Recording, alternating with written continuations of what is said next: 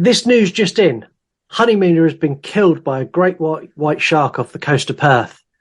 Fortunately, he didn't suffer too much. He'd only been married a couple of days. That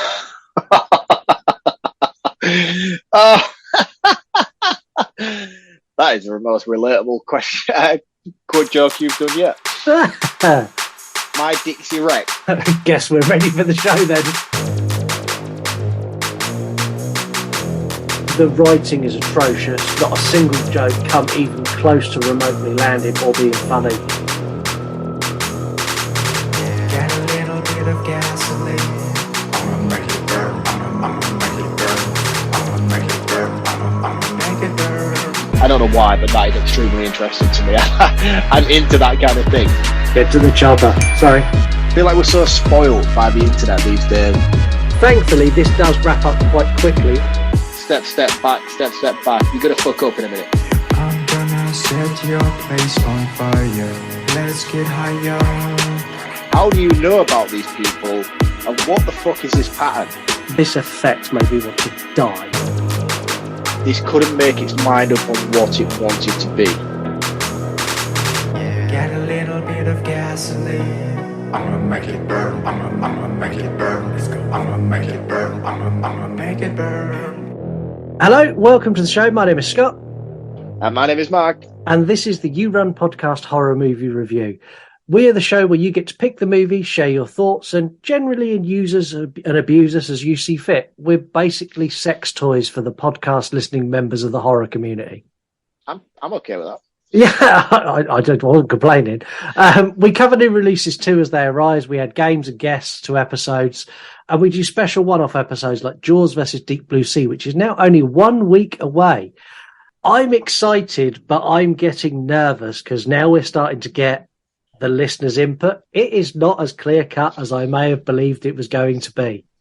I told you, man, this was not going to be easy for you. Honestly, this week I have spent the entire week, like, you know, when you're like overly flabbergasted and you're walking around going, I just can't believe it.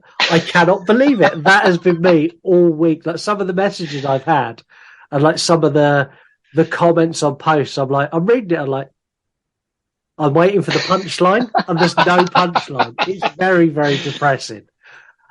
There is still a chance to get involved in next week's episode by sending us an email with your thoughts on Jaws or Deep Blue Sea, yourunpodcast@gmail.com, or leave us an audio DM on Instagram by clicking the microphone and holding it and speaking, or record a TikTok with no music.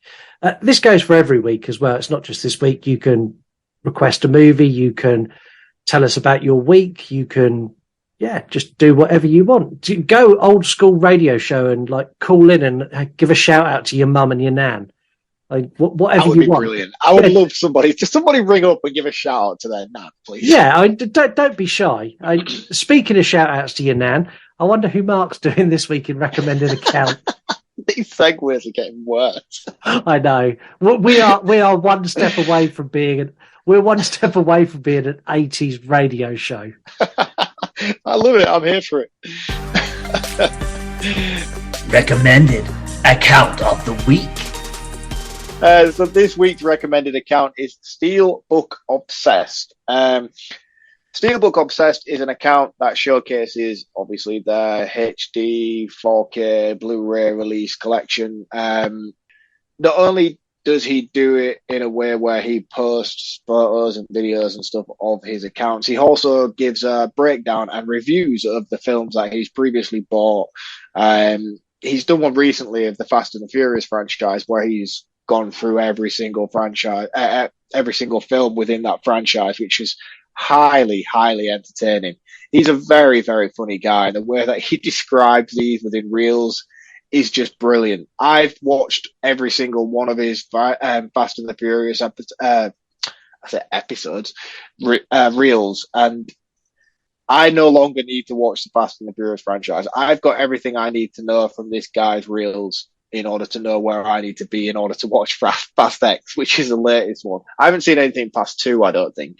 Yeah, but now I know. I'm up to speed. Yeah, we watched 9 the other day, which is when they go to space in a Pontiac. Any good? I take them for what they are. It's like in that universe, things can happen that don't exist in the real world, and things like physics and science and common sense have no place in the Fast and the Furious world. And if you go in with that mentality, I don't know, it's like an action version of Sharknado. It lives in that kind of, I can jump 300 foot off a building and land in a Superman hero pose while making a car explode, and I'm fine. If you understand that, they're really enjoyable. I watched a reel the other day where it was like, when did the Fast and the Furious franchise jump the shark? And it kind of went through like stages. And bearing in mind, I've not seen any of these films, so I don't have any context to what these scenes are. But there was one where like The Rock was in one of them and he had like a cast on his arm and he tensed and like shattered the cast. Yeah. And then there was another one where like Jason Statham like caught a car that was like flipped over the road and fell into him, and he like kind of caught it and flipped it over his head. So the one with the cast, we've actually got that on DVD. One of the boys has got it on the special features. That was not a stunt cast. That was The Rock in a cast, and he did break the cast by tensing his arm. Fuck off. That's actually possible to do that. Yeah, and then he ripped the cast off with his bare hands. Oh, The Rock is an absolute tank, is he not? What a man. I can barely I can barely get my socks off in the evenings, let alone break a cast off. Anyway, recommend get out of bed when my alarm goes off. Yeah, who will be recommending? Yeah, we've massively gone off top of it. But the account is Steelbook Obsessed.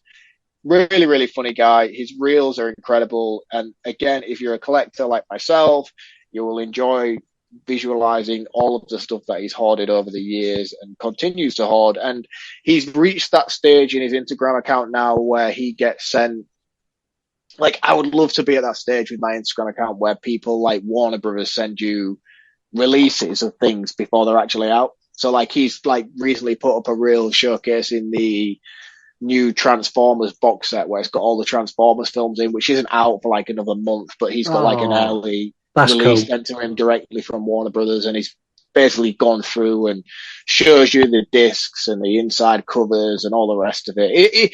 If you're a fan of physical media, then you will get a lot of enjoyment from this account. So go check him out. He's a really cool guy and he deserves all the support he can get. And that is Steelbook Obsessed on Instagram. Yeah, and tell him we sent you. Don't forget to do that. And of course. And tell him that you're on podcast sent. Yeah. This week is like a warm-up for next week, while we cover a shark movie, which is a shark movie in its own right as well. I'm not going to let this be overshadowed by Jaws and Deep Blue Sea. Today, we share the dangers of surfing alone, and while drinking and bad decisions will sometimes save your life.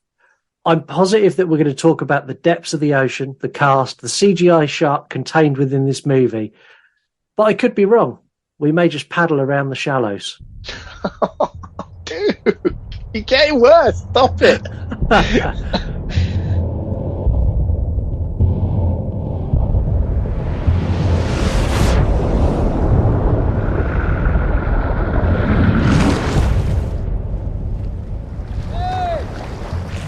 You should come over here. I'm good here, thank you.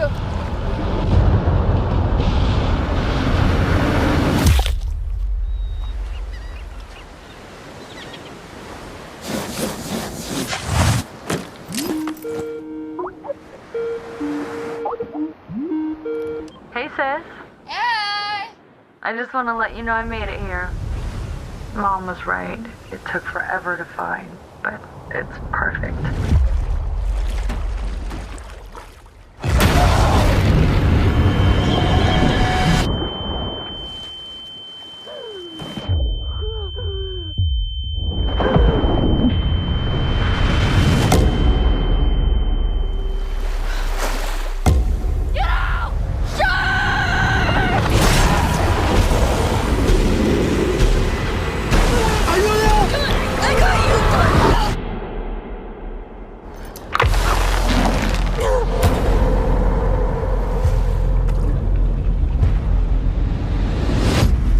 I'm not dying here. 30, 40 yards. It takes him 32 seconds.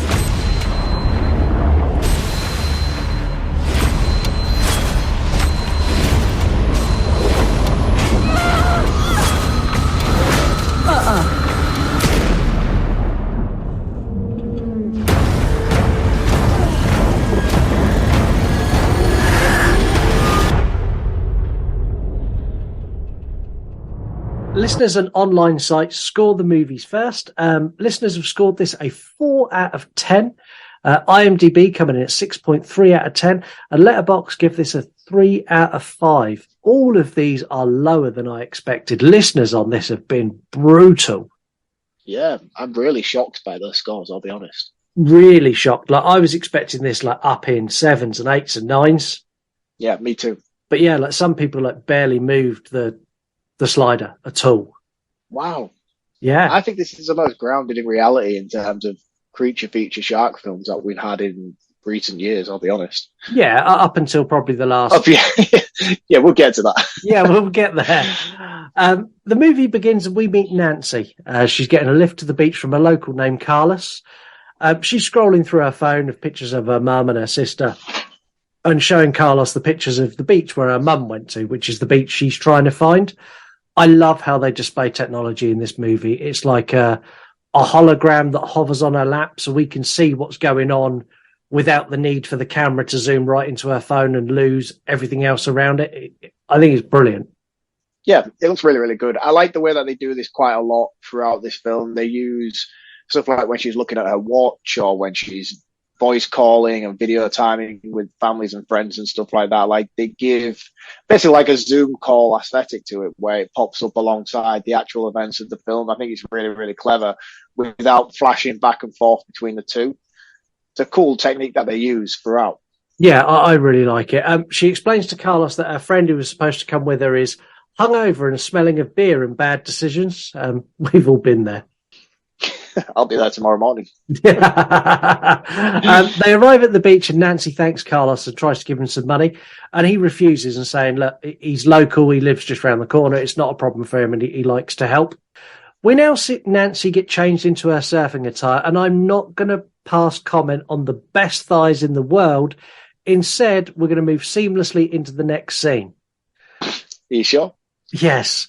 Nancy can see two other people surfing, but she paddles out, and then we get a beautiful shot of her ass. Oh, God, I fucked it already. Let's just take a moment to appreciate the beauty that is Blake Lively in this film. She looks outstanding. Just wow. Just wow. Just congratulations, Ryan Reynolds. Yeah. Yeah, and I don't know much about her as a person or her career or anything outside of this film, really, I'll be honest with you, but she is a goddess. She looks outstanding. And he's like one of the hunkiest. I bet they have the best sex of anyone on the planet. I bet they both, like, midway through are like, I bet he's like, I am so lucky. And she's looking back up going, I am so lucky. They're a great couple as well. The stuff that they do together, like I've seen stuff where they've done like acceptance speeches and things like that, and I've seen ones where she's accepted speeches and always mention each other, but they do it in such funny ways, similar to our relationship where we put each other down in such a loving manner. Yeah, it's nice. It's nice to see, and they're great. They're great. That's not at the finest. It's not a comparison I was expecting. No, it's not one that I was expected to go to either, but it's there nonetheless. We're there. I like the fact they ground this very much in reality. So there's two other guys surfing and she steers clear of them. She doesn't go near them. She doesn't know these guys. She's a single female traveller on a strange beach. There's two guys surfing and she's like, I'm going over here. And it's not done in like they've made a point of it, but she does it. And you notice that she does it. And I really appreciated the fact that they showed that she's not a stupid person. Yeah, there's a lot of things throughout this way that shows her intelligence as a person and a survivor in many aspects. And this is just like the start of that. Like it starts off very early with something so subtle where you're like, oh yeah, okay, she knows what she's doing. She's not daft. Yeah, and they build this whole thing. So, like, the guys are inviting her over to swim, and she's like, no, I'm good. And then she catches a wave, and we get, it must be about a 7-minute surfing montage of these three, like, gradually getting closer together, and then they build a bond over surfing, and then they're talking, but you're not hearing it, you're just hearing the waves. And it's a really great way to show how people make friends when they travel. and they use literally no dialogue, and it's really, really cool. And I really appreciate how they do this. Yeah, I do as well. I think it's a great storytelling aspect of the film. But one thing that I want to pick apart from this is the stunt double they use for Blake Lively in these scenes is an Olympic surfer. And I can't, for the life of me, I'm embarrassed that I can't remember her name because I know who it is. But they use like a face mapping CGI Yeah. to put Blake Lively's face on the actress, not actress, but the surfer who's actually performing all of these stunts, and it looks fucking dreadful, man. It does. The CGI in this is questionable at best. It is questionable at best, and this is like the first instance where you really notice it, and it's not bad enough that you're like, oh god, that's awful, but if you pay close enough attention to it, you can instantly see that that's what they've done.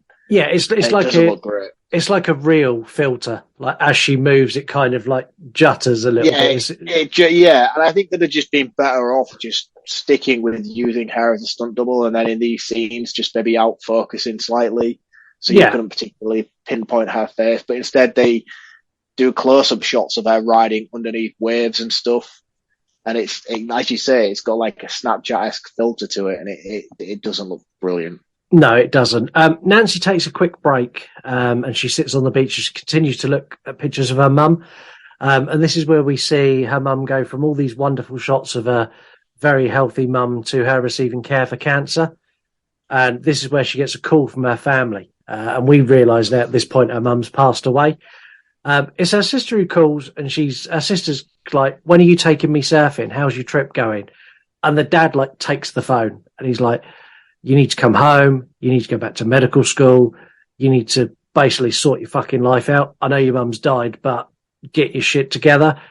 And she's like, look, I'm just getting on with, I need this for me. And again, they use this like video call. The holograms are like next to her. She walks up and down the beach. Looks great. So you can see their faces in the conversation, and you can still see the situation she's in and where she is. And it's a great way of showcasing the uncomfortableness of her as a person. Like, she's very uneased by this conversation she's having with her dad. You can tell that they're trying to say that she is escaping and she is running away. And you can see that in Blake's performance as an actress, that as she's walking down this beach, she's very uncomfortable in this conversation with her dad. She doesn't want to deal with the kind of conversation that he's trying to have with her. And even when she's talking to her sister, and her sister's like, oh, dad wants to talk to you. She's like, oh, I've got to go, before he instantly grabs a phone, at which point she's already then immediately in the conversation. And I don't know much about this girl and what she's done before this. My only perception is that she's some sort of reality TV star. But as an actress, I found her to be incredibly talented in this film. Yeah, I think she's really, really talented. Really, really good actress. Really good portrayal. Does this uncomfortable with her dad. It's genuine. I buy it. I don't for a second go, it's all acted well. After this call, she basically says to her dad, I love you, got to go, bye, and hangs up on him. She gets her board and she goes back into the water as the two guys are coming in, and they're like, we're done. And she's like, look, I'm going to catch one more, and then I'm going to come in as well. She paddles out further than earlier. I'm guessing to try and catch a wave a little bit earlier to get a longer ride on it. And this is where she spots the whale carcass. She goes from being really smart to stupid as she paddles towards it to investigate it. She gets a little bit closer, and this is where she's knocked off of her board by a shark. She knows what's going on. She goes to get back on her board, and this is where she's bitten. Oh, before we get to that, though, we have that cool scene where she's riding one of the waves, and you see the shark in the actual wave itself. Yeah, you see the shark. Cool. It looks really cool. It reminded me of there's an old movie called Blood Surf. That sounds dreadful. So it was around the heyday of like reality TV. They made a horror movie called Blood Surf where they were making a documentary, and people would go out into shark infested waters and they would cut their feet and then ride a wave so the shark would chase them through the wave. That sounds insane. Why would you do that? It's not a real documentary. It's a horror movie, but it's It's I terrible. know, but the concept alone of actually doing that, just it's a terrible movie, but this sits in like a guilty pleasure place, the same place that Granny sits for you. okay. In that case, I'll check it out because that sounds kind of like my wheelhouse. I love it because it is so terrible. It's one of those movies that I sit down and I go, yeah, this is awful. I love it. This is awful. The acting's terrible. They use like really bad, think closing segments of Blade level CGI mixed with practical effects, which effectively is a foam shark and a guy with a stick poking it through the waves. It's so shit, but I love it. A bit like Jaws, in a sense, really. We're going to keep. I said we weren't going to let Jaws overshadow this. So when she gets bitten, the water around her goes just like red instantly, and it's very reminiscent from that first attack in Jaws. She swims to the whale carcass and she pulls herself on top of it because you get a lot of things where you're looking through her eyes, and she looks at the beach and that's too far. She sees a rock and that's too far. She sees a buoy and that's too far. And the only thing she can get to without being bitten again is the whale carcass. And like she drags herself up, like putting her hands in like bite marks on the whale. Really cool. Practical effects in this as well. Like the mechanics of the actual whale itself look really, really cool. Yeah, you wait till I tell you in facts what it's made of. Okay, can you tell me now? Because I kind of don't want to wait. It's foam. It's a giant foam prop covered in CGI. Oh, really? Yeah. Considering how bad the CGI is in this film, I thought this looked really good. Yeah, they used all their budget on the whale, I think. That makes more sense. Now, she's on the whale for a while, and she's looking for her like a place to go, and she can see the guys on the beach, and she's frantically trying to get their attention, and they basically drive off and leave her on her own. She's looking around for like a way out, and the only thing she can see that's a little bit safer is the rocks that she can reach, and she decides to make a run for it, and she does, or swim for it, and she does that as the shark's coming in to take another bite out of the whale. She dives off, the whale carcass gets like lifted in the air, and she makes a frantic scramble for the rocks. When she's in the water, this movie is so nerve-wracking. Yeah. When she's very tension-filled. Yeah, it's like when she's on the whale, you're like, okay, this is fine. When she's on the rock, you're like, okay, this is fine. As soon as she goes more than waist deep in the water, instantly I'm going, get out of the water. Do not stay in that water. It's a really odd feeling to describe. It's like anxiety and panic. It's like, get the fuck out. Yeah, because they do a really good job of managing that level as well, because it's not like every time she does it, something happens. No, it's so that as an audience, you expect something to happen, and then 9 times out of 10, nothing actually does. Yeah, it's that impending fear, and we know what's there, but we can't see it, and nor can she. And it's that it could bite her at any second. It's that horrible, like, it's going to come, oh no, it didn't. Yeah. It's really, really good. When she gets to the rock, she is met by a seagull who has also been injured by the shark when it attacked the whale carcass earlier. I love the seagull. I know it sounds really bizarre. There's a whole section on the seagull later. I won't do it now. I can't believe you got a whole segment for this. I have. Yeah, we'll get there. There's huge amounts of time in this movie where not a lot is going on. So I'm going to give you kind of the cliff notes of the next 35 minutes of this movie. She uses the strap from her surfboard, the ankle strap, to make a tourniquet to stop her leg bleeding. She tries to sew her leg up with a necklace and an earring, which is brutal. Rough, man. Rough. And like her screaming, and it's like, and she realizes she cannot do it. She's learning to be a doctor. So she physically knows how to do this, and she's using the chain from her necklace and a sharp earring, but it's so painful she can't physically bring herself to do it to herself. The thing is as well, like, they do a good job of showcasing, like when she's trying to do it, you can see they pan to her face, and her face is like white, like ghost white. You can see like the sort of, I don't know, like you must have had that experience before yourself, where you've gone completely white in sort of fear, and it's like she's so scared of knowing what she has to do, but how much pain she's going to be in from doing it. And she does it anyway, and it's like, oh man, this is so incredibly hard to watch. It is really hard to watch. And again, I love the fact that they show that she's really clever here. So she realizes she can't physically do it. She can't actually do it. It's too painful.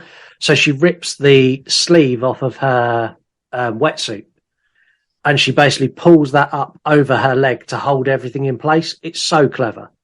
Yeah. She's on the rock, and we see it's starting to get to sort of sunset time now. And we see a guy walking down the beach. This guy, the drunken man. This guy is just like, I think he's my spirit animal, minus the theft.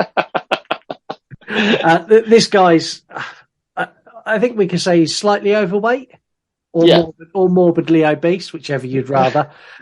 He's stumbling down the beach. He's pissed as a fart, and he spots her bag full of stuff, and she's frantically screaming at him, going, "Help me, help me." And he spots her, and she's like, "Look, you can take all my shit. I do not care. Just help me." And then he like waves as he walks off down the beach with her bag. And as he's walking away, he's like, "Oh, there's a surfboard there. Oh, I reckon I could sell that surfboard." And he wades into the water. And as soon as he gets to the water, you're like, "Oh no, don't do that." He's a bad guy. And I kind of wanted him to, but at the same time, I didn't, if that makes sense. And again, it's a show of like her character, because even she's screaming at him, "Shark. Yeah. You're going to die." Out of the water. Yeah.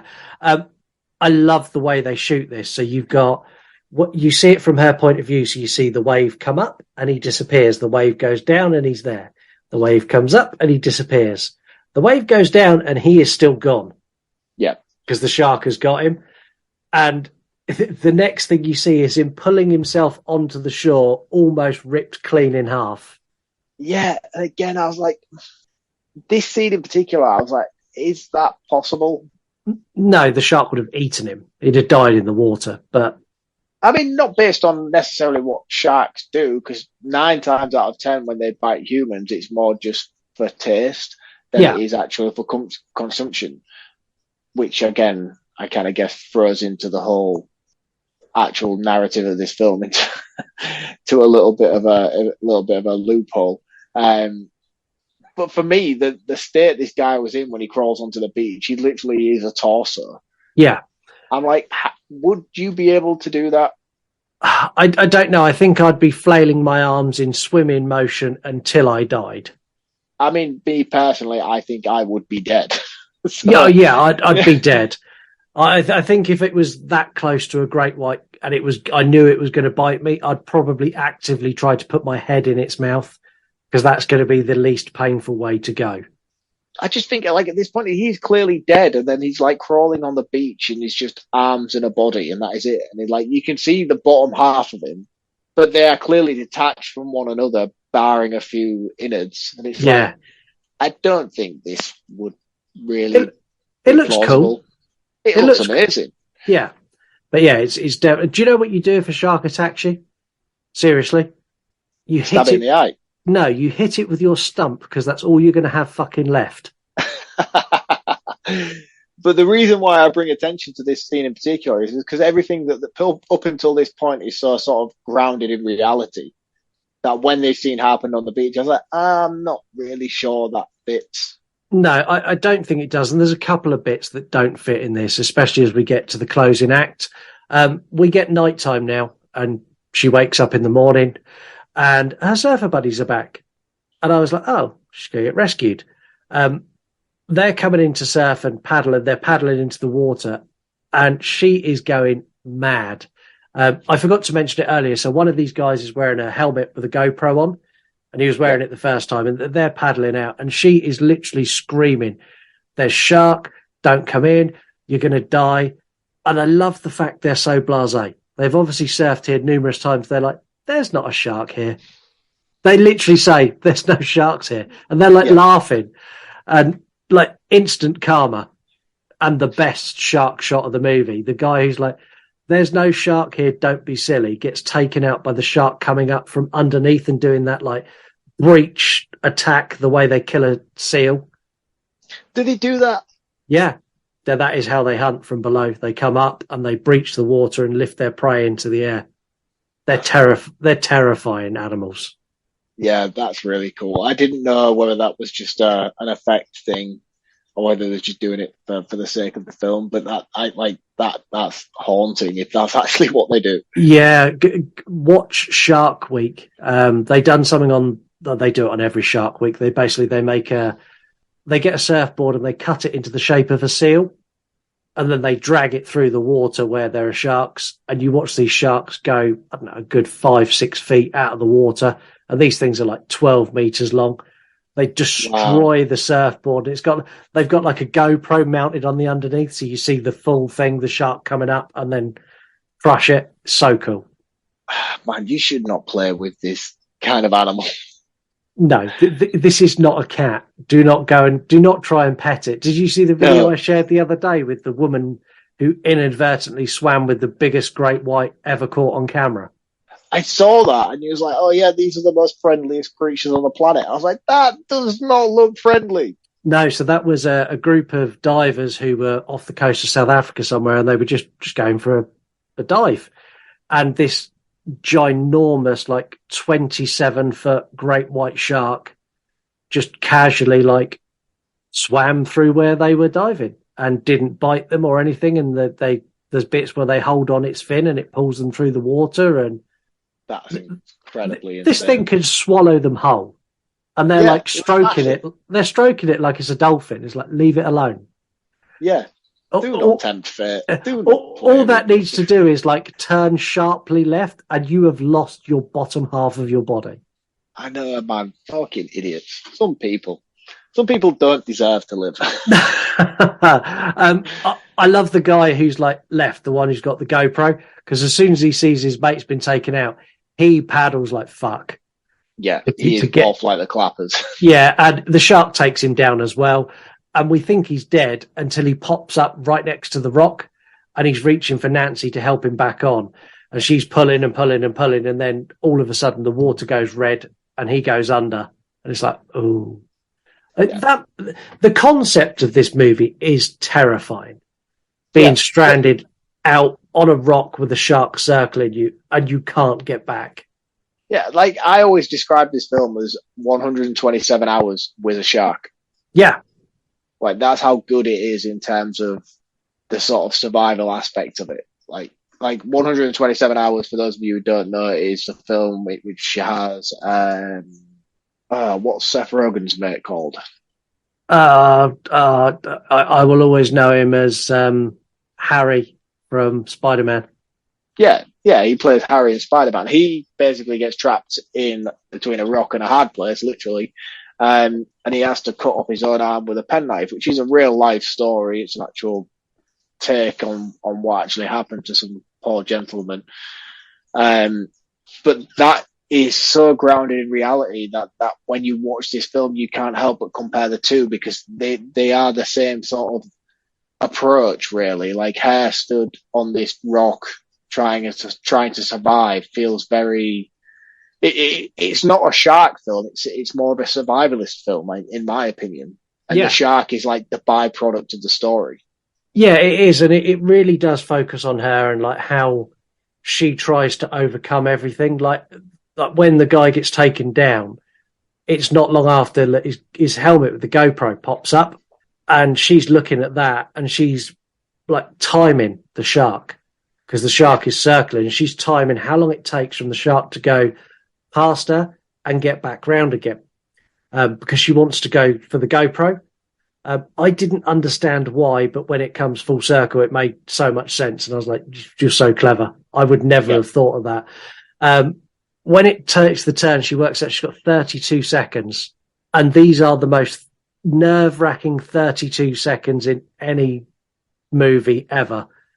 Again, like we've already previously spoke about how they use the camera work with the phone calls and the FaceTime coming up on screen, we actually get the watch. Yeah, timer we on get the screen. countdown on the screen, so you're watching the countdown as she's going.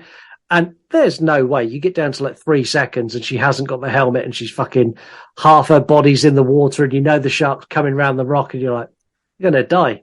Yeah. And like it tries to take a snap out of her and she ends up on a smaller rock and then she manages to get the helmet and then she's got 32 seconds. It's a really good like set piece, which you don't get in this kind of movie very often.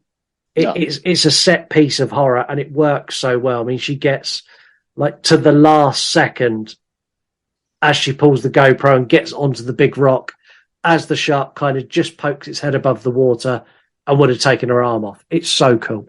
Yeah, the tension building in this sequence alone is phenomenal. Really, really is.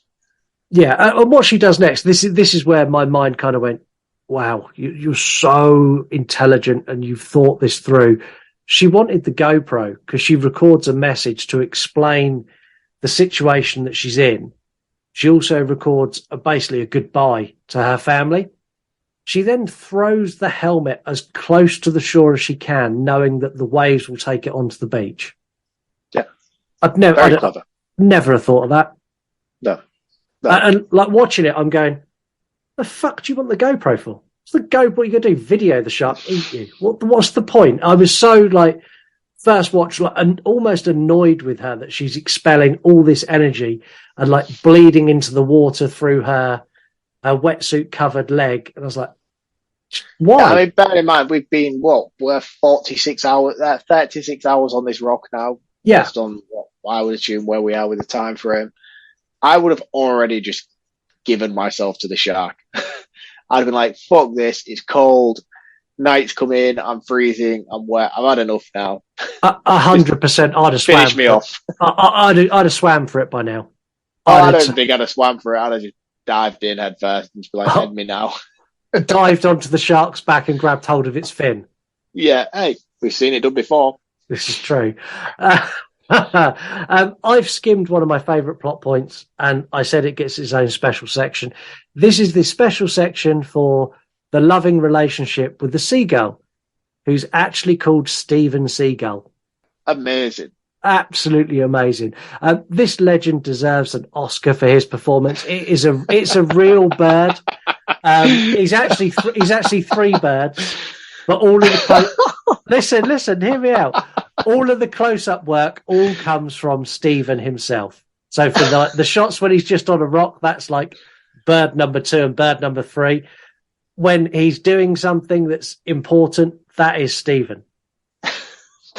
I never thought, I'm glad you find this, I never thought I'd be so invested in the relationship between a hottie and a seagull, but I am. I just can't believe how straight-laced you're trying to play this segment. Honestly, he warns her several times that, like, when the shark's like getting near her, he's squawking his head off on the rock. When people show up at the beach, he's squawking. It's him who wakes her up. It's so good. You took, like, actual directorial cues on how to do this. Wait, because he ad-libs. So the scene. So we get a scene now where she basically returns the favours for all these things he's done to help her. He's got a dislocated wing, which is why he can't fly away, and she pops it back in, and he bites her really, really viciously on the hand. That was completely ad-libbed and was not in the script. Oh, I mean, God, this bird going out on a whim, doing his own. He's so good. She puts Stephen on a broken surfboard and pushes him back towards the shore. As much as I love... I don't know that. Was that Alexa again? That was Alexa, but as a man. Have you got a male Alexa? No. That's weird. I'm going to mute it. Yeah, no, it was like... It sounded like an old man. I went, I don't know that. It's freaky, man. I've told you about AI before. They are. Weird. As much as I love Steven Seagull, I kind of wanted the shark to take him and the piece of surfboard. And I did. I thought that's where it was going as well. Yeah, it's like that would have been the perfect way to like really show her pure despair. The one good thing she's done meant nothing, but they didn't go that way. No, but it happens in Deep Blue Sea, which we'll get to next week. Just with a Nancy, parrot instead. the thing is, it's at this moment. This moment's actually quite pivotal because it's as this moment as she's watching Stephen float to safety that you see her attitude change. It's here where she basically goes, "I'm not going to die on a fucking rock in the ocean," and she's looking at the boy. Is it a boy, buoy? Yeah, boy. That's floating, and she basically decides she's going to swim to that and draw attention. She's getting ready to dive in. And I love the fact that she's literally about to dive in as the shark like swims right up to her face on and opens its mouth, almost like, go on then. And she like pauses, and this is where she notices all the jellyfish around. Yeah, this scene for me was a bit weird. Yeah. Finding Nemo-esque. It's very Finding Nemo-esque. So that earlier we saw the shark got hurt by some fire coral, I think it's referred to. And she works out, or she puts two and two together and goes, well, if the fire coral hurt the shark, then the jellyfish will hurt the shark. And she dives in and she swims basically through the jellyfish. She gets stung. And the one thing I like here is when she gets stung, it kind of goes a bit all weird and fuzzy. I quite like that. But this whole shot is just, it's very artsy. It's very strange. Yeah, it is, but it has relevance. And I think, like you said, that scene where she gets actually stung herself while she's swimming through this sea of CGI jellyfish, you kind of feel it. You feel that intenseness that she's sort of suffering. And I think that's down to the incredible way that they shoot it and portray it to the audience with that sort of shaky, kind of angsty camera work that they use. Yeah, there is one bit here that makes me laugh. I mean, laugh out loud, belly laugh every single time. So the shark gets stung by a jellyfish and its response is not to swim away. It's to like rear up and eat like 5 jellyfish in a row in like a temper tantrum. But that's because sharks can't swim backwards. This is true. She reaches the boy. She gets there just as the shark's about to bite her again. And here's where she discovers a flare gun. In her haste to get the flare gun loaded, she drops all the flares into the sea and has to retrieve them like in between the shark passing. Again, really nerve-wracking. She eventually gets it loaded and fires it up as she sees a ship going past. I love the fact that this is where all the hope is sucked out of the movie, because this flare goes about 3 foot into the air and then bounces along the water and just sizzles out. I think this, if it was me, this would be the point where I'd go, I'm done now. Yeah. I've got nothing else to give. But she doesn't. She instead reloads the flare gun and does what she should have done probably first time round, fires it at the shark. Brilliant. Yeah. The shark did not like this. Also, where did the fuel come from? So as she fires this, the ocean catches fire and we get a great white on fire. I'm led to believe that this is the whale blubber. Okay. That makes sense. So I don't know the science behind this at all, but I'm assuming that this is the whale blubber and that's flammable. I could be completely wrong. Anybody who's listening who has scientific knowledge based on what I've just said, please let me know if this is correct or not. But I think that the whale blubber is like an oily based substance that is flammable. Yeah. I could be wildly wrong on my assumption of this. I think this is just the director went, I want to set the shark on fire. It looks cool. It looks great. Her plan does not have the desired effect. The shark does not go away. The shark is pissed and like attacks the buoy repeatedly, breaking the chains and causing it to tip over on its side. It then eats, like devours half of like the top of this thing that she's hiding in. It's like, this is where it gets to the point where it's like, literally jumps a shark in a sense. It goes way too far. It was really grounded. And at this point, this becomes like, it's almost like the Meg or Sharknado levels of stupid. Yeah, but the thing about it is, although it does go to those kind of territories, I think it all happens in such quick succession and it's so self-contained that it doesn't really affect anything that's come before it. this particular closing scene happens within the space of 6-7 minutes. Yeah, it's not long at all. I mean, it's again, and it still looks cool. And I love a shark movie, so I'm not knocking it. It's like, I get what you're saying. It just feels a little bit silly in a sense, and a bit far-fetched, if you will. But again, because I think that it happens in such a quick period, this isn't something that's happened throughout the duration of this film. It's more a case of this is a closing act now, and I think this is maybe something that we talked about in previous episode about George A. Romero and Stephen King, and about how they kind of didn't have this battle between writer and director. It kind of came to this closing scene, and the director was like, "No, I need something extra special to close things off." Yeah, and he kind of took center stage and was like, "I need fire, I need fighting through steel cages, and I need shark." Yeah, so like the whole movie, he's going like, "I want Jaws, I want it to be refined and like a masterpiece." And at the end, he went, "I tell you what, let's just go full Deep Blue Sea." Sorry. Anyway, there's one chain remaining, and this is where she decides that she's got a plan, and I kind of don't quite understand how she put this plan together, but basically there's some sharp metal sticking up at the bottom of the ocean that she's seen because it's crystal clear waters, and she gets this chain, and as it breaks she holds it and it drags her to the bottom at fast pace. The shark follows her at about 100 miles an hour. At the last minute she turns away and the shark like smashes into this sticking up metal and impales itself through the skull, and it dies instantly, and it's such a cool shot of the shark dying. It's fantastic. So good. For all we've picked apart the CGI in this film, this looks great. Really, really cool.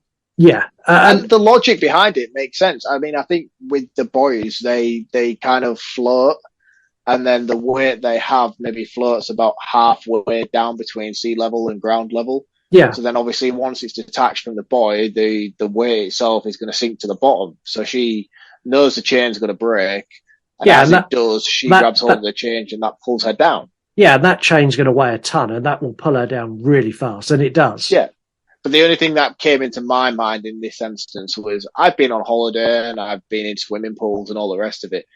You cannot dive that deep down in such quick succession without a blistering pain in your ears due to pressure. Yeah. But she does quite casually. You say that. I think at this point in everything she's gone through, I think her getting a pain in her ear is probably the least of our concerns. Probably the 25-foot great white that's trying to eat her is higher up her priority list than a sore ear. I mean, I don't know what the actual outcome is medically for what the effects are of it. I mean, I know when I've done it myself from like swimming in the sea and stuff, like you can only go down so far before it literally is a point where you're like, I can't go any further. Yeah. I don't think this is overly deep, hence the title of the movie. Yeah. Sharks tend to hunt in water sort of anywhere between 6 and 20 foot. Right. They hunt in shallow water. They're not, you don't get a great white attacking something out in the deep sea. They come into shore to feed. Oh, really? That's actually a thing. Yeah, which is why they're so fucking dangerous, because they come into where we're swimming. Right. They're like, look, a small child. Back on the shore, speaking of small children, there's a child who's found the GoPro camera, and it just so happens to be Carlos's son, who was the guy from the beginning of the movie. He watches part of this and then runs to get his dad. By the time they get back, Nancy's washed up on the shore, and she coughs up some water, and she hallucinates her mum, or she sees a ghost, depending on what you believe. She hallucinates. Definitely hallucinates. Yeah, and then we cut to 1 year later, and we see Nancy with her scar that ruined her beautiful thigh. And she's going surfing with her sister. Her dad sits on the beach and watches. This dialogue here is really clunky. We basically get to find out that she's finished medical school. All is great now. She runs off into the ocean, surfing with her sister as her dad cheers her on, surfs up, end of the movie. And we'll hold our final thoughts till later. Indeed, we will. Yeah. 3-word review. Well, I think it's time for 3-word review. Yeehaw! We had a lot of 3-word review. Folks over on Twitter waded in on this one. I'm curious about this one due to the way you've said the scores at the beginning. I'm quite interested to see how this pans out. Yeah, so we've got Leprechaun 1981, and for anyone who doesn't know, that's actually Imitation Dave's account on Twitter. And he went with Jaws is better. I mean, that's a bold statement to make. Then we've got Norinrad 89, and they went with Better Than Jaws, and they're a YouTuber. I thought I'd even it out for you. Yeah. I mean, that was a more digestible statement to make. We've got The Real Fifth Beatle, who's also a YouTuber, and they've gone with Babes, Boobs, and Beach. Yeah. Over on Instagram, CreaturePod, who's Chunky Larry, part of the Ghoul Kids Table podcast, got really carried away. He went, how it's done, would smash lead, and I replied, 190%, that shark is hot as fuck. He put, more like this, death to remakes, second best shark, and a few others. Larry, just spammed it with his 3-word reviews. Horror novel Smile, Surfers Are Delicious, and their horror cinema account. Video Tasties, Gareth, I'm fully with you here. Need more Seagal. No, he's not a nice guy. I think he means Seagull. No, I thought he meant actual Steven Seagal. No, Steven Seagal, not Steven Seagal. Why is this a thing? Why is Steven Seagal? Pumpkin Nerds, Ariel with no fins, and that's a spooky horror account. Mermaid Christian, Surf, Seagull, Sharks. Mermaid Christian is a professional merman. He is a merman for his job. It is the coolest fucking account in the world. Go and give it a look. Wow, really? Like he's an actual merman? Yeah, actually puts on the fin and does the swimming in tanks for people to see him as a merman. That's cool. It's a very cool job. Thank you for all of the 3-word reviews this week. Now, last week I attacked Mark with a vicious Deep Blue Sea quiz, which he made me look a twat and answered all 10 correct. Mark, would you like to do yours now, or would you like to do it after facts? I'll do it after facts, please. I'll make you sweat a little bit longer. Oh, fuck's sake. It's never easy for you, is it? It's always hard work. It's always a chore. Facts and fuck-ups. Blake Lively was pregnant with her second child during the filming of this film. Wow, that's intense. Yeah. And this is my wife didn't get off the sofa for 9 months.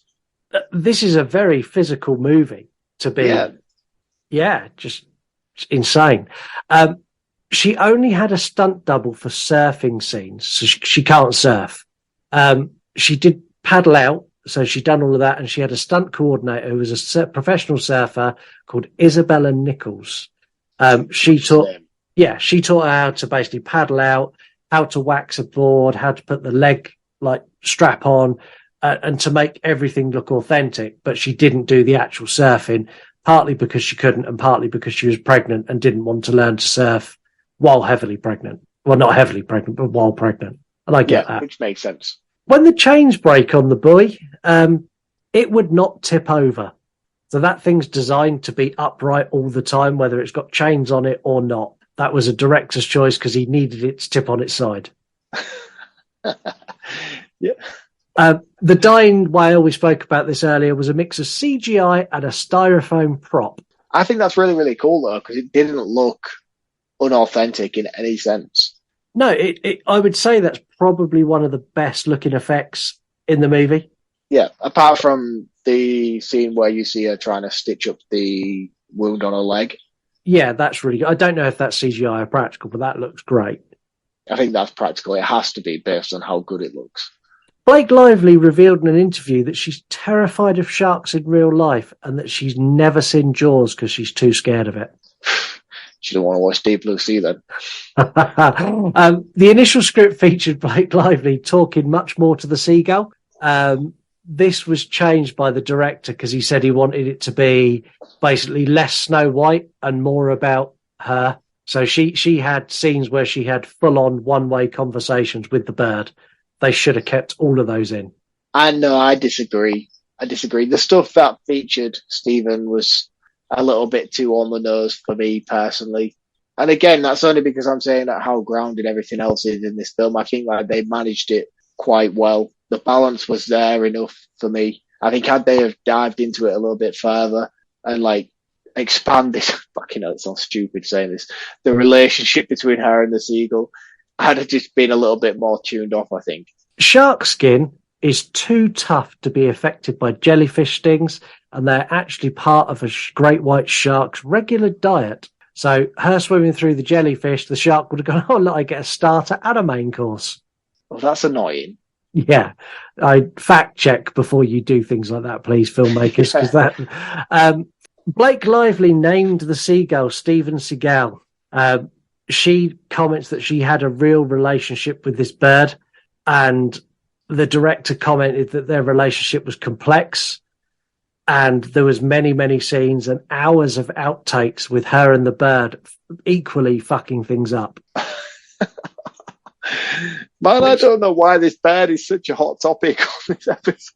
I like the fact that there are outtakes that were caused by the bird. I would like to see them. I would sit and watch them if it's hours worth either as well. I would watch hours worth of this stuff. But I don't know if they're out in the domain. I will search them. If I can find them when this episode comes out, you're going to get bombarded with outtakes of Steven Seagal. And I'll even edit them together so you get the whole like clackerboard and the boop between each one. When the kid at the start of the film is watching the GoPro video, so at the very start of the movie, you see a kid picks up the GoPro and you see the surfer take a tumble off a wave and then get eaten by the shark. When that actually happens in the movie, he's not on a wave at all. He's just paddling out into the water and the shark takes it. So again, another continuity error, and that was because they changed how that surfer died. So he he had a different outcome. Yeah, so he was going to die on a wave, and then they changed that, but didn't change the GoPro footage at the beginning of the movie. I didn't pick up on that, to be honest with you, but I'm quite glad they decided to go with the route that they did, where he died under the wave, because I think that's much more impactful and more ominous than I do, and seeing it. Yeah, and I like the fact that they only went with like crazy shark attack once when it really comes out and breaches the water. That was like it's at a point. Are we keeping you up? Big yawn? Sorry. It's like that. That's one point where you're like, yeah, that's what the shark can do. And they don't show you that again. It's just that one glimpse of this is what it can do. Yeah. No, that I do. But even then, I still kind of feel like that was a bit too much. Personally, like I know you say that it's actually factually correct that sharks do breach the water in that sense, but for me, I could have probably done without that. I would have quite happily had both of them go underneath the wave individually, and it still be just as ominous as what it could have been. I don't think like we needed that, especially with the level of CGI we get towards the end. Yeah, I don't know. I mean, it works either way, I suppose, but I just think for me, it would have been better to not have that particular scene. There's a particular scene that I would not like to have, which I guess we'll have now. Broken Spirit. Quiz time, baby. Fuck's sake. I told you, I want to play a game. They will say that I have shed innocent blood. The power of Christ compels you! What have you done to its eyes? Well, it's elevated horror. You know, it's Halloween. I guess everyone's entitled to one good scare, huh? You're going to like it. I'm Chucky, and I'm your friend to the end. How was that the slaughterhouse? All right, you primitive screwheads, listen up. Oh, I know this one, you fuck. Now, I haven't followed the strict rules of Broken Spirit. You have no multiple choice. This is just a quiz. Fabulous. Thanks. 10 questions, all in. But at least in this episode, that mine are all actually Jaws related. All of mine were Deep Blue Sea related. No, they were not. Kind of. At a push. Go on then, fire away. I'm ready. You sure? Strapped in? I need to get 10 out of 10. I have no option here. You really don't.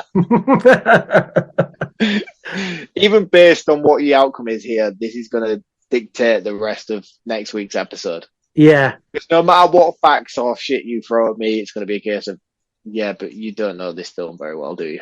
Exactly that. Yeah. Okay. Right, I'm ready. Right. I prepped. I had time to research.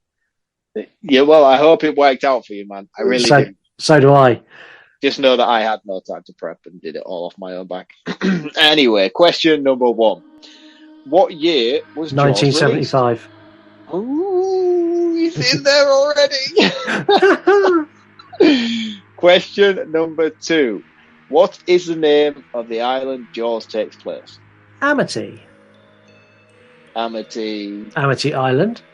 Let's get it right. Let's not you mess around. You asked me what the name of the island was. The name of the island is Amity Island. Amity Island, not Amity. All right, splitting hairs. Okay, I got 2 out of 2. I'm doing all right.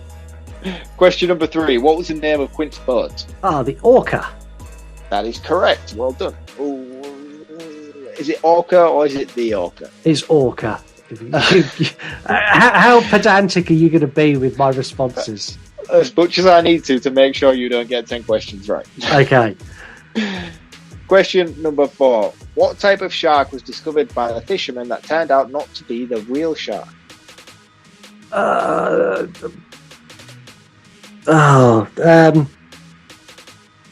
was a tiger shark. It was a tiger shark. Well done. Question number 5. What was the original bounty placed on the shark in Jaws? I know this because this is an ongoing gag in our house of when I say I need something done, I will levy the bounty of $3,000. Brilliant. I wish I didn't have to deal with you knowing that so easily. I thought I was going to be the one that scuffed with you, to be honest. Question number 6. Have I lost myself already? 5? I think it's 5. No, it's question number 6. You're just flying through them that quickly. Question number 6. What was the name of the mechanical shark that was used on set? It's Bruce. Brucey, baby. They used it in Finding Nemo as well. Do you want more facts? Or should we keep going? I feel like I've made this too easy for you. I should not have done this. All right, well, let's step it up a little gear. Question number 7. When Hopper cuts open the shark, what was the surprising object he finds? It was the same surprising object they found in the teeth of the shark in Deep Blue Sea. It was a license plate. Right. Question number 8. What was the name of Quint's friend who is eaten by a shark? Ooh. He has a conversation about this while they're all drinking whiskey on the boat. Yes, when he's doing his when he does his big monologue. I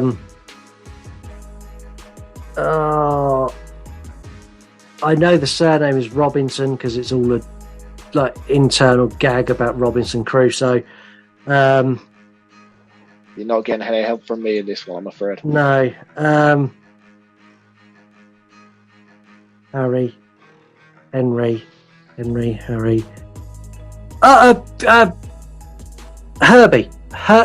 Robinson. I fucking hate you so much right now. If ever there was one of the questions, I thought that was going to be it. You nearly had me. You really nearly had me. I know you know the answer to this as well. I don't know why I brought this question. What was the estimated length of the shark? 25 feet. It was a foot shorter than the one in Deep Blue Sea because they had to be one better. Man, I really need to stop drinking beer when we record because I know now in hindsight these are similar questions to what you asked me. They are. They're basically the same questions just rephrased for Jaws. It's great. I've woken up the next day and I'm like, oh yeah, I have this quiz in my mind that Scott's never going to get the answers to. But really, it's just your quiz. I've got this brilliant question. It's just come to me. Right, question number 10. You are on 9 points. You need this to seal the deal. What was the sea shanty that Quint kept singing throughout the movie? And I want the name of the shanty, not the song. He was living La Vida Loca because he was singing Spanish Ladies. I got it right. I was fucking right. Eat my dust. I thought Leaving La Vida Loca was your answer then. No. I was like, yes! No. That was too easy for you then. I hope you feel as deflated and gutted as I felt last week. It's horrible, isn't it? Fuck, that's not cool, man. Well, that ties it up going into next week. That makes. I'm more annoyed at how easy you found that. I'm more annoyed that you copied my questions and just rephrased them for Jaws. I don't know how that's happened. I thought I was doing really well with this quiz as well when I was writing it. Would you like to take the roundup for this shark movie first, or would you like me to go first? I'll go first on this one. So my roundup is I really, really like The Shallows for many reasons. One is the grounded aspect that this film takes, at least for 90% of it. I think it's more, as I've already mentioned, it's more of a survival movie than it is a shark attack movie, which I think when you're dealing with sharks in situations like this, I think that's probably the best approach to take, especially in a modern day approach with films. I mean, don't get me wrong, I love wildly inaccurate, silly, over the top shark movies. Hence, I know I'm probably going to regret saying this on recording. Deep Blue Sea, Sharknado franchise. I think those have a very valid place within cinema. But for me, when you're dealing with a more grounded element of these type of films, I feel like this was something that's more digestible to an audience and much more widely appealing for everybody to enjoy, regardless of whether you're into shark films or not. It makes more logical sense to deal with it with the way that this film does. Cinematography and the inclusion of the editing aspect, where they include the phone aspect and the watch aspect on screen, and you get to see these co-interact rather than splitting screens and going back and forth between the two. The fact that they show this on screen alongside actual real life time footage of her walking along the beach and dealing with these FaceTime phone calls, it seems more pleasing to an audience to watch it where you get to see both at the same time. Yeah. I'm probably not describing that very well, but if you watch it, you'll understand what I'm referring to. I think Blake Lively as an actress in this is outstanding. I, again, don't know much about her as an actress or her career, but I think that this film is great for her, and I think it really showcases her potential and her talent as an actress. I'm really surprised that we haven't seen more from her, actually, based on this performance alone. The CGI is questionable at best, especially in the closing act. It really does literally jump the shark in many aspects with how it deals with things. And I don't know whether that's just because it takes such a grounded approach up until that point, so that when it does finally reach it, it feels so out of place. It is really jarring, the switch. It is really jarring. And it's not to say that it takes anything away from the film, because it still feels very rounded and prevalent to what's actually happening on screen. It just kind of makes that automatic switch from, right, now Michael Bay's taking over. And it's just a bit weird, but it's fine, and I didn't have any problem with it. But when you're looking at it from a critical standpoint, you can't help but notice it. There isn't really a lot of meat to dissect here and go into, because it kind of is what it is. It's an hour and 25 minutes at best, and it's a quick shark movie, and it's a very enjoyable one indeed. But it doesn't really go to levels of pulling apart scores and everything else, really. It kind of feels over before it started, which is perfect. That's not a criticism by any sense. It serves its purpose. You strap it in, you strap out, and it is kind of job done with the whole film. I really, really like it. I think it's a very, very solid shark film, and I think it's something of an approach that most people should take when they're trying to do a shark movie, because this certainly works better than most, in my opinion. Yeah. It's a 4.5 out of 5. And I think had the CGI and the less over the top aspect of the final act not being included, it would have probably got 5 out of 5 for me. I think it's a great film. I've watched it numerous times now, and every single time I enjoy my time with it. And especially this recent rewatch that we've done for the show, it was probably one of the best times I had with it since seeing it originally. I thought it was fantastic. Yeah, I'm completely with you. So this rewatch for me, I enjoyed every second of this. The Shallows is the best modern shark movie, in my opinion. It pisses all over things like 47 meters down and anything else. There was, I think it was called Great White, come out, and none of them are a patch on The Shallows. Like Jaws, the premise is very simple. It's very much a grounded shark movie, and I really like that. Blake Lively's great throughout, and I found myself, it's one of the few movies where I really root for a character. She's so likable and nice from the off that all the way through, I want her to succeed.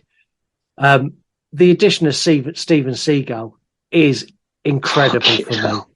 I love it. He adds like a comedic tone which fits the overall plot without distracting from the horrific situation. So there's like a bit where she gets out of the water and she looks at the bird, and the bird does nothing. The bird doesn't even move.